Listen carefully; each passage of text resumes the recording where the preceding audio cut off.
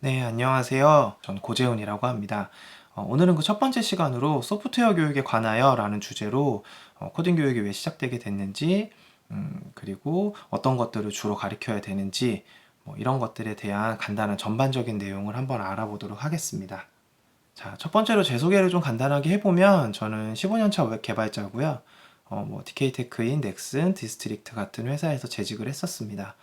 주로 저는 글로벌 사이트들을 많이 했었고요. 삼성전자 글로벌, 현대자동차 글로벌 작업 등을 했었고, 하나은행, LG전자, EBS 등 굉장히 다양한 사이트들, 포털 사이트부터 금융권, 글로벌 사이트, 프로모션 사이트들 한 100개 정도 작업을 했더라고요. 굉장히 많은 사이트들을 작업을 했었고요. 제주도에서는 한 4년 전부터 코딩 강사로 활동을 하고 있습니다. 그래서 제주대학교에서 프론트엔드 개발론 강의도 했었고요. 여러 가지 온라인 활동, 온라인 멘토 활동도 진행을 하고 실제로 하도초등학교, 종달초등학교에서 아이들을 가르치기도 했습니다. 그리고 코딩 강사 양성 과정을 한 4년 전에 수료를 하고요. 그리고 실제로 제주도에서 제주영상문화산업진흥원, 제주롱 코딩, 카카오와 함께하는 찾아가는 코딩 교실 등에서 강사 활동을 하고 있고요. 그리고 제가 커리큘럼을 따로 만들어서 수업을 하고 있기도 합니다. 자, 첫 번째로 제 인생 가장 후회되는 일에 대한 걸 한번 얘기해 볼까요? 제 얘기로 한번 얘기를 시작해 보겠습니다. 제 인생 가장 후회되는 일은 전 영어를 배우지 않았던 걸 굉장히 후회를 했어요. 물론 대부분의 개발자들이 그러겠지만 저 같은 경우에 그 프로젝트를 하기 위해 뉴욕에 삼성닷컴 미국 사이트 작업을 하러 프로젝트를 하러 뉴욕에 가서 3개월 정도 일을 했었는데요. 그때 굉장히 후회를 많이 했습니다. 영어를 하지 않은 것에 대해서 굉장히 많은 후회를 했었어요. 왜냐하면 오퍼도 받았었고 일을 할 수 있는 기회도 있었지만 제가 영어를 하지 못한다는 이유로 그런 것들을 할 수 없었고 또 실제로 일을 하면서도 굉장히 답답하더라고요. 그래서 내가 영어를 배웠어야 되는구나. 어머니께서 어학연수를 보내준다 하셨을 때 갔어야 되는구나. 이런 후회를 되게 많이 했었습니다. 그에 반면 제 인생 가장 잘한 일을 생각해 보면 저는 컴퓨터를 배운 거였어요. 저 같은 경우는 컴퓨터가 원래 제 진로는 아니었거든요. 저는 원래 다른 이제 예체능 쪽을 하다가 우연한 기회에 이제 컴퓨터를 배우게 됐고, 군대 가기 전에 학원에서 컴퓨터를 배우고, 군대 갔다 와서 이제 대학을 가고, 대학도 컴퓨터 개발 쪽은 아니었고요. 멀티미디어 관련된 학과를 갔다가 그 중에서 개발 일을 시작하게 됐죠. 제 인생 가장 잘한 일을 생각하면 저는 컴퓨터를 배운 일 같아요. 그래서 전 15년 동안 이 일을 하고 있고 굉장히 좋은 포포를 쌓게 되었고 또 좋은 대접을 받아가면서 일을 했었거든요. 그래서 저는 제 인생 가장 잘한 일이라고 하면 컴퓨터를 배운 일입니다. 제가 왜 이런 얘기를 하는지는 아마 뒤에 가면 알게 되실 거라고 생각합니다. 자, 코딩 교육 들어보셨나요? 아마 지금 이 영상 강좌를 수강하신 분들은 대부분 코딩 교육, 소프트웨어 교육을 들어보셨기 때문에 관심이 있으셨기 때문에 듣고 계신 거라고 생각을 합니다.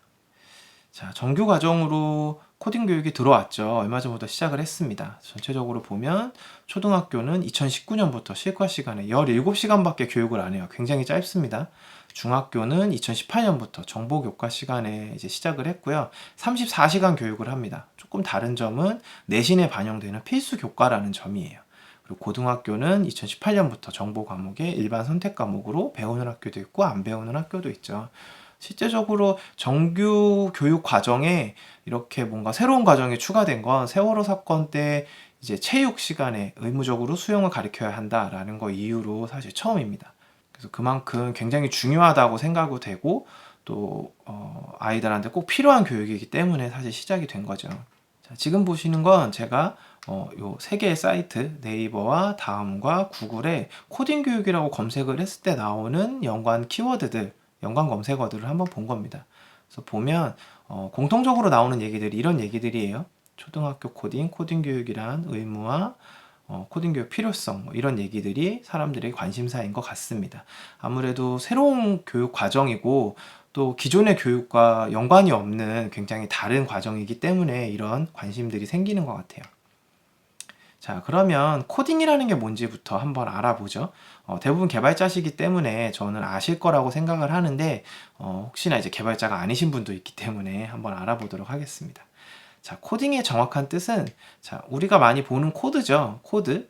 컴퓨터에, 쉽게 말하면 컴퓨터에 명령을 주기 위해 숫자나 글자로 이루어진 명령어들의 집합을 코드라고 하죠. 이런 코드를 만드는 행동, 만드는 행위 자체를 코딩이라고 합니다. 그래서 이제 코딩이 뭐냐라고 물어보면 컴퓨터에 명령을 주기 위한 것을 코드라고 하고 그 코드를 만드는 행위를 코딩이라고 한다라는 게 정확한 뜻이겠죠.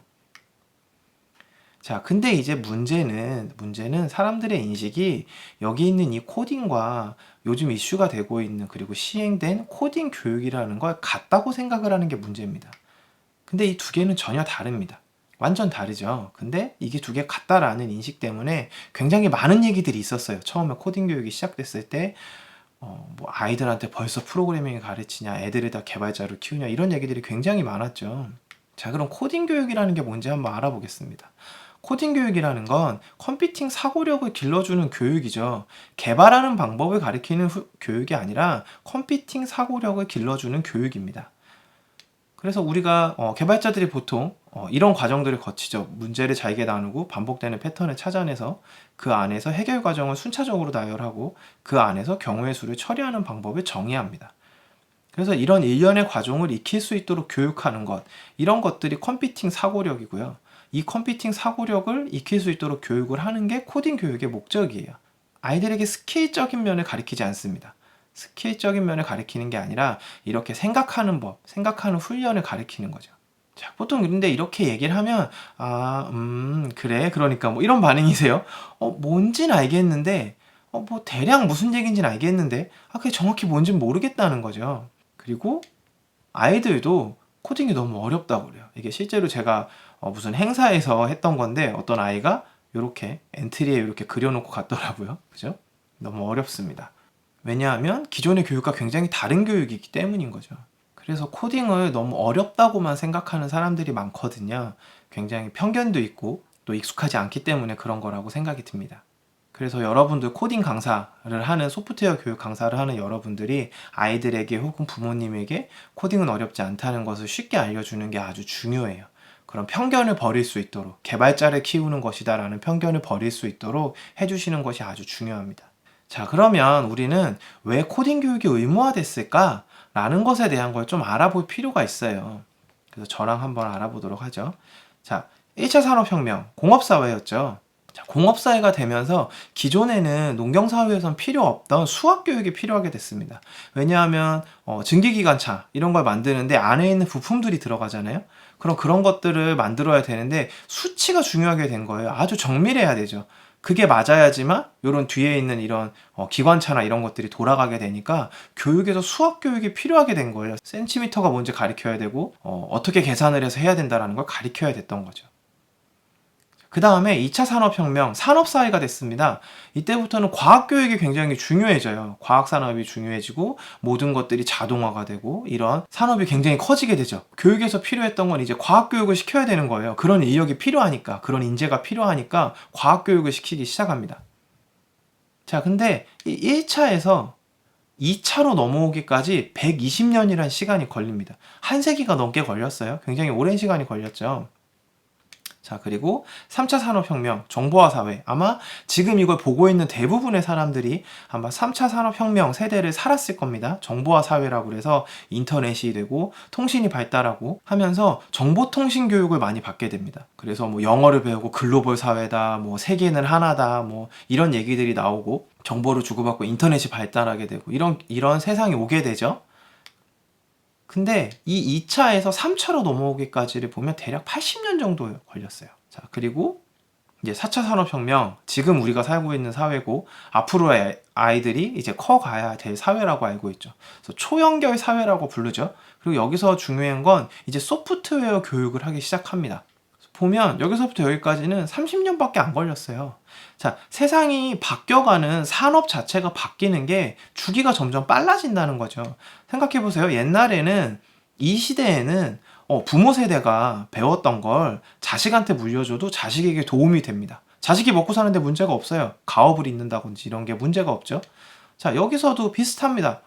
80년이 걸렸으니까 사람이 평균 수명을 생각했을 때 여기서도 마찬가지로 내가 배운 걸 자식한테 알려줬을 때 자식이 살아가는데 도움이 되죠.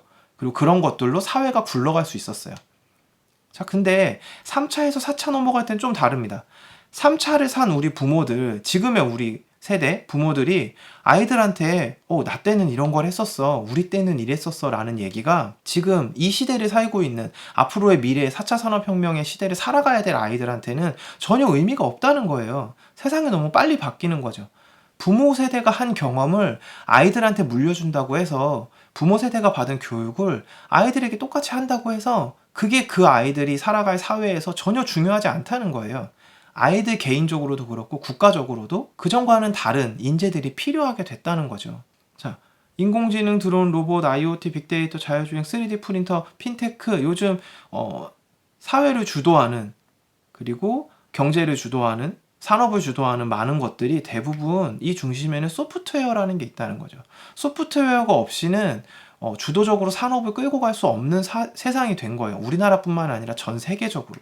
자, 그럼 왜 코딩 교육이 의무화됐을까에 대한 걸 생각해 보면, 지금 우리 현재의 아이들은 우리 성인들이 받았던 교육과 다른 교육이 필요한 겁니다. 같은 교육을 받을 수 없는 거예요. 우리가 받았던 교육을 조금 바꿔서 애들한테 해봤자 걔네들이 미래에는 별 필요가 없다는 거죠. 자, 근데 굉장히 보수적입니다. 교육계는 엄청나게 보수적이죠.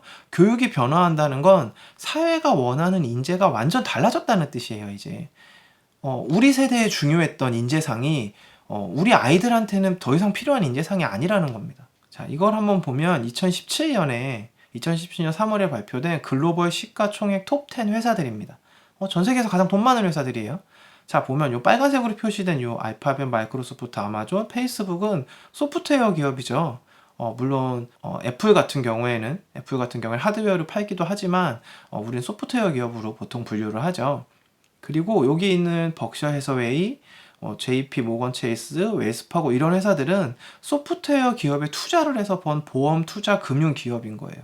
즉 2017년 3월 말, 지금도 아마 비슷할 겁니다. 전 세계적으로 돈을 제일 많이 갖고 있는 기업 중에 10개 중에 8개는 소프트웨어를 통해서 돈을 번 기업이라는 거예요. 그럼 여기 있는 엑슨모빌이나 존슨앤존슨은 뭐냐면, 엑슨모빌은 기름회사고요, 정유회사고, 존슨앤존슨은 제약회사입니다. 기름 없이 살 수 있는 세상 아니죠. 물론 전기차들이 있긴 하지만 엑슨모빌, 그리고 사람이 의약품 없이는 살 수 없죠. 근데 이런 회사들과 사람이 사는데 꼭 필요한 것들보다 더 돈을 많이 버는 회사가 소프트웨어 기업이라는 거예요. 여기서 주의 깊게 봐야 되는 건 그 전의 상황이에요. 2017년만 해도 보시면 소프트웨어 기업이 몇 개나 있나요? 마이크로소프트 하나밖에 없죠. 2010년 애플이 치고 나와요. 왜냐면 2007년에 아이폰이 발표됐죠. 그 이후로 애플이 전 세계 3위로 3년 만에 치고 올라옵니다. 자, 그런데도 아직 이때만 해도 보면 여기에 있는 엑슨모빌이 1위예요. 정유 관련된 게 1위라는 거예요. 근데 언제부터? 2014년, 2017년 4차 산업혁명이라는 말들이 나오고 소프트웨어가 중요해졌다라는 게 나오는 이런 순간에 보면 다 갑자기 소프트웨어 기업들이 엄청나게 치고 올라옵니다. 유통 이런 기업들도 없어졌고요. 그죠? 그래서 보면 소프트웨어가 이만큼 전 세계의 산업을 주무르는 아주 중요한 게 된 거예요. 자, GE. 자, 여기 뒤에 한번 보죠. 여기에 3위에 2007년 3위에 GE가 있었죠. 근데 그 이후로 찾아볼 수 있나요? 찾아볼 수 없어요. 굉장히 큰 기업이었거든요. 자, 전 세계 3위를 했던 기업, 시가총액 3위를 했던 기업이 불과 3년 만에 톱10 안에도 없는 거예요. 이건 굉장히 대단한 일이죠. 그래서 제조업체였던 GE가 톱10의 소프트웨어 기업이 될 것이다 라고 선언을 합니다. 2015년에. 근데 지금 생각해보면 지금 GE가 톱10에 없는 거 보면 실패인 거죠. 자, 그리고 이건 스타벅스. 자, 스타벅스는 우리가 아는 대표적인 오프라인 매장이죠. 오프라인 매장입니다. 커피를 파는 곳이고요. 우리가 직접 가서 커피를 사 먹는 곳이죠. 근데 이런 회사도 사실은 알고 보면 테크 기업이에요. IT 기업이라는 거죠. 앱으로 물건을 주문하고 앱으로 결제를 하고 앱에서 추천을 하고 그런 것들로 돈을 더 많이 버는, 그리고 고객의 빅데이터를 가지고 마케팅을 해서 어떤 게 좋다, 고객이 뭘 선호한다, 이런 거를 판단하는 기업이라는 거죠. 그래서 우리 눈에는 스타벅스는 일반적으로 알고 있길래 오프라인 매장, 커피를 가서 사 먹는 오프라인 매장이지만 실제로 그 베이스에는 IT가, 빅데이터가 깔려 있다는 거죠. 즉 소프트웨어 기업이라는 뜻이에요. 자, 대학가도 2016년 기사인데요. 네, 컴퓨터를 알아야 된다. 서울대도 코딩을 교양 필수로 지정을 했다라는 거죠. 대학교에서도 굳이 개발이 아니더라도, 개발 관련된 학과가 아니더라도 코딩을 배워야 된다는 거예요. 그리고 하버드대 최고의 인기 강좌는 컴퓨터 과학이라고 합니다. 2015년에 난 거죠. 그래서 2015년에 하버드는 이미 컴퓨터 과학이라는 강좌가 최고 인기 강좌였던 거예요. 근데 1년이나 지나서 서울대도 교양 필수로 지정을 했던 거죠. 대학교에서도 교양 필수로 코딩을 배워야 된다는 거죠. 컴퓨팅 사고력을 길러야 된다는 거죠. 자, 그러면 저는 약간 이 코딩이라는 거 기술이 아니라 소통을 확장하는 거라고 생각을 해요. 보죠. 자, 영어로 대화가 가능한 사람과 번역기를 이용하는 사람, 저 같은 사람이죠. 번역기를 이용하는 사람. 자, 그럼 누가 더 많은 사람들과 소통을 할 수 있을까요? 이건 굳이 고민을 해볼 필요가 없죠. 그렇다면 한번 생각해보죠. 자, 영어가 필요한 사람, 영어를 꼭 잘해야 되는 사람. 자, 번역가, 통역가 이런 사람만 영어를 잘해야 되나요? 아니거든요. 이런 사람들, 연예인, 의사, 개발자, 예술가 어떤 사람이든 영어를 잘하게 되면 자기가 소통할 수 있는 범위가 굉장히 넓어지는 거예요. 그래서 영어라는 건 언어잖아요. 그죠? 자, 언어라는 건 소통을 확장시키기 위한 도구가 되는 겁니다. 자, 그래서 영어라는 언어를 통해서 사람 사이의 소통을 확장하는 거예요. 그게 언어죠.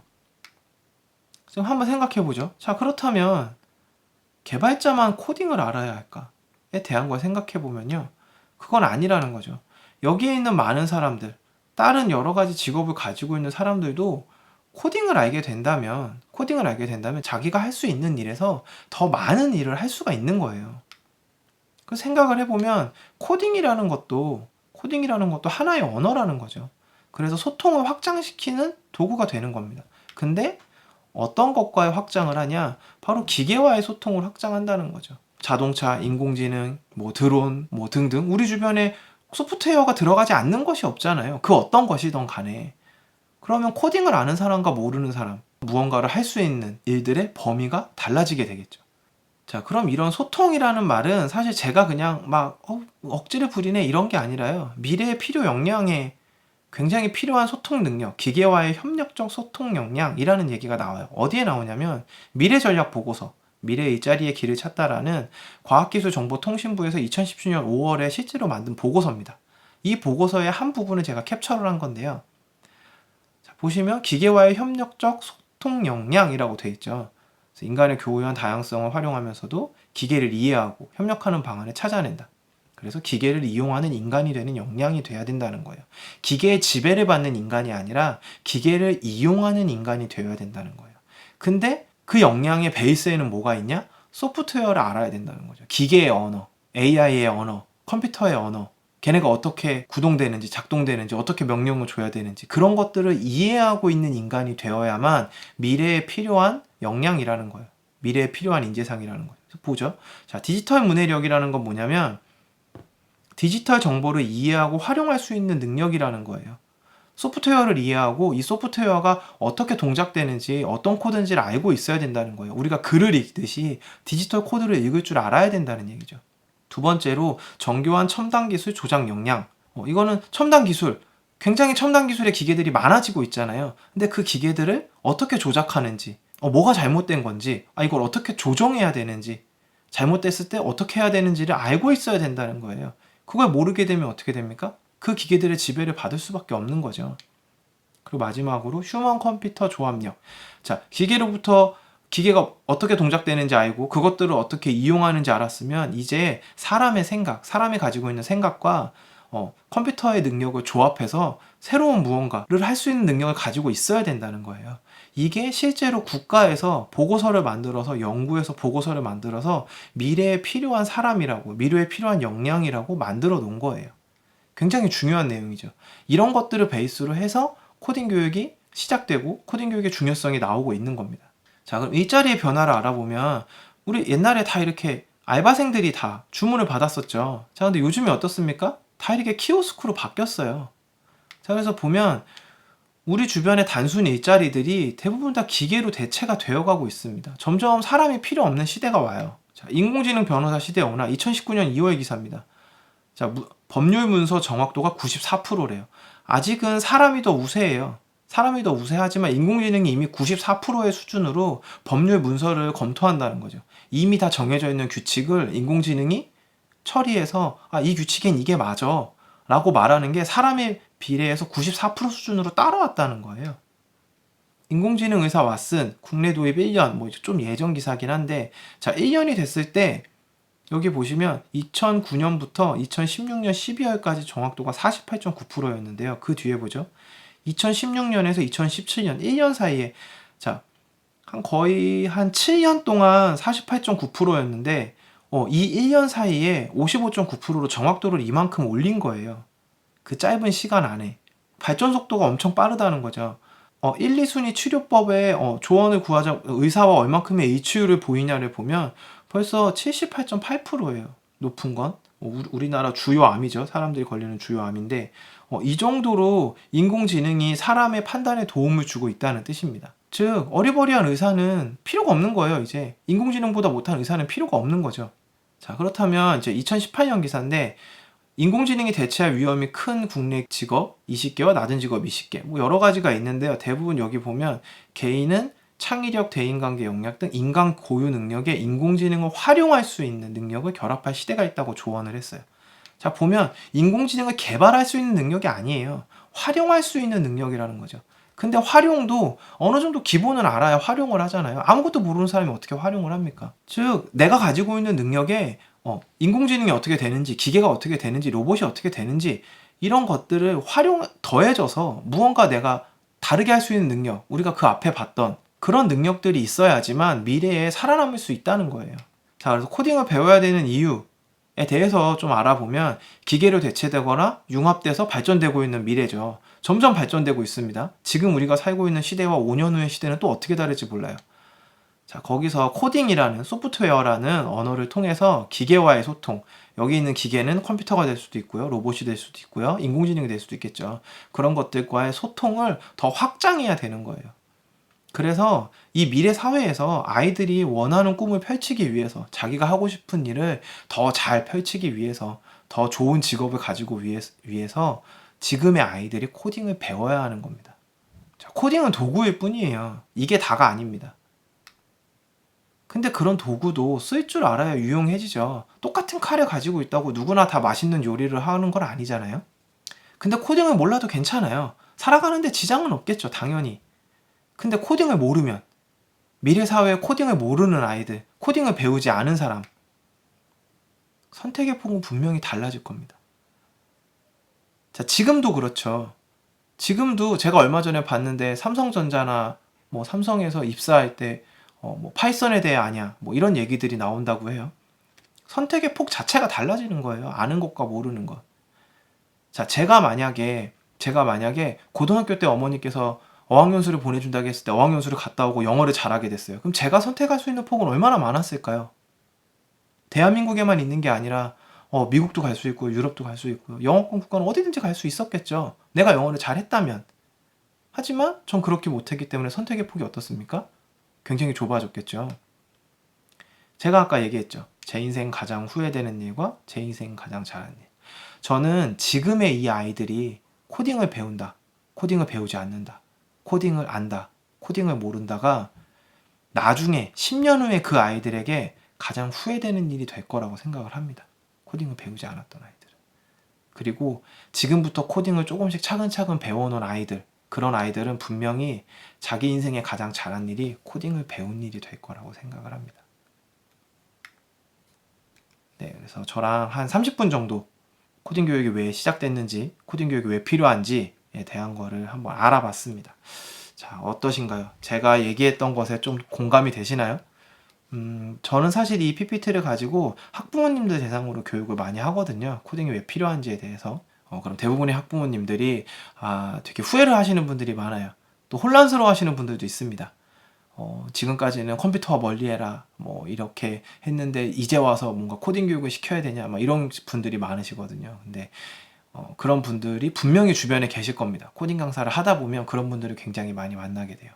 그러면 그냥 뭐 무조건 해야 돼요. 나라에서 하라니까 해야 돼요. 중요하니까 해야 돼요. 이런 게 아니라 제가 지금 말씀드린 것처럼 사회가 변하고 있고 필요한 인재상이 변하고 있고 나라에서 필요한 혹은 전 세계적으로 필요한 인재가 이렇게 변하고 있다. 그걸 준비하기 위해서 지금부터 아이들에게 코딩을 가르치는 거고, 코딩은 컴퓨팅 사고력, 생각하는 방법을 가르치는 거지 절대로 개발자가 되기 위해서나 스킬을 가르치는 게 아니다. 뭐 이런 얘기들을 주변에 많이 해주셨으면 좋겠습니다. 자, 그러면 긴 시간 수업 들어주셔서 감사하고요. 저는 또 다음 수업으로 찾아뵙도록 하겠습니다. 고맙습니다.